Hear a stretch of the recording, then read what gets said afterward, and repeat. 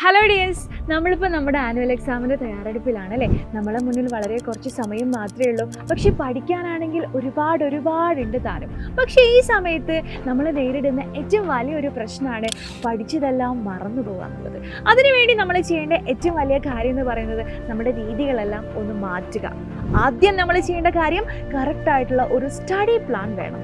ഏതൊക്കെ സബ്ജക്ട്സ് എപ്പോൾ എങ്ങനെയൊക്കെ പഠിക്കണമെന്നുള്ള കൃത്യമായിട്ടുള്ള ഒരു പ്ലാനിങ് ആണ് ഇനി നമുക്ക് വേണ്ടത്. ഏറ്റവും കംഫർട്ടായിട്ടുള്ള സമയത്ത് ഏറ്റവും ഡിഫിക്കൽട്ടായിട്ടുള്ള സബ്ജക്റ്റ് വേണം നമ്മളിനി പഠിക്കാൻ. കാരണം ആ സമയത്തായിരിക്കും നമ്മൾ ഏറ്റവും എനർജറ്റിക് ആയിട്ട് ഇരിക്കുന്ന സമയം എന്ന് പറയുന്നത്. പിന്നെ നമ്മൾ പഠിക്കുന്ന കാര്യം, നമ്മളെ ബ്രെയിനിനെ ഒരു അലമാര പോലെ സങ്കല്പിക്കുക. അലമാരയിൽ നമ്മൾ ഡ്രസ്സുകൾ എത്രത്തോളം അടുക്കും ചിട്ടയോടെ വെക്കുന്നുവോ അത്രത്തോളം ഈസിയാണ് നമുക്ക് അതിൽ നിന്ന് ഡ്രസ്സുകൾ എടുക്കാൻ വേണ്ടിയിട്ട്, അല്ലേ?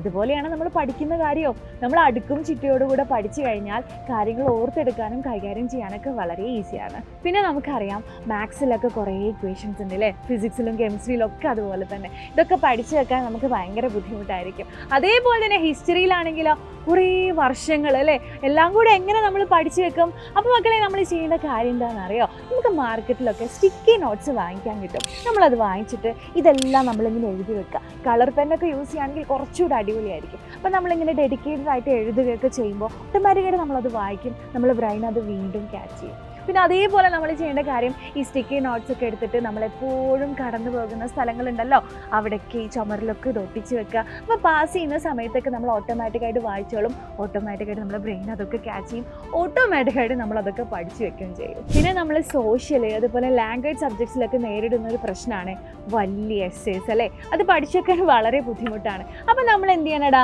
നമ്മളിങ്ങനെ പോയിൻറ്റഡ് ആയിട്ട് കുറേ നോട്ട്സ് ഇങ്ങനെ ഉണ്ടാക്കി വെക്കുക. എന്നിട്ട് നമ്മൾ എന്ത് ചെയ്യണം, നമ്മളിങ്ങനെ അത് റെക്കോർഡ് ചെയ്തിട്ട് നമ്മളെ ഫോണിൽ ഇടയ്ക്കിടയ്ക്ക് ഇരുന്ന് ഇങ്ങനെ അത് കേൾക്കുക. അപ്പോൾ ഓട്ടോമാറ്റിക്കായിട്ട് നമ്മളെ ബ്രെയിൻ അതങ്ങോട്ട് ക്യാച്ച് ചെയ്തോളും.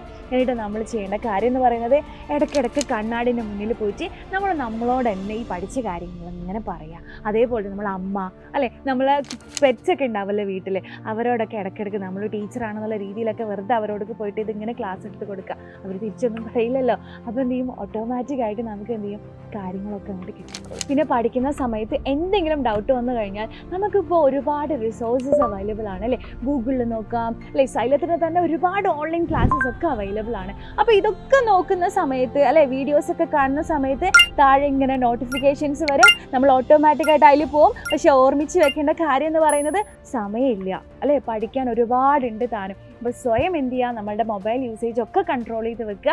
At the end of the day നമ്മൾ ഒറ്റയ്ക്കായിരിക്കും എന്നുള്ള ഓർമ്മ നമുക്ക് വേണം. അപ്പോൾ ഈ കാര്യങ്ങളെല്ലാം നിങ്ങൾ ശ്രദ്ധിക്കുക. നമുക്ക് നല്ലൊരു റിസൾട്ടിനായിട്ട് ഒരുമിച്ച് പ്രവർത്തിക്കാം. അപ്പോൾ ഓൾ ദ ബെസ്റ്റ്.